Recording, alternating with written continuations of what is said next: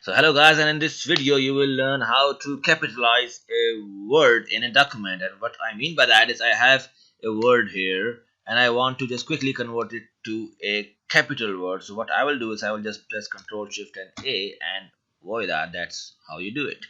So, and similarly I will just click somewhere else and just click Ctrl Shift A, and just I will convert that word to a capital word. And if I by some mistake do it and I want to just go back to the non-capital word or the simple text form, I will just do it again, just Control Shift and A, and it will just convert back to the normal form.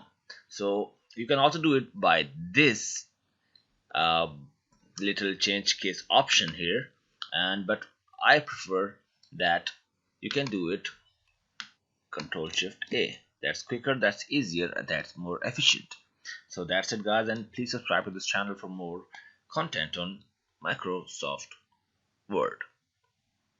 Thank you.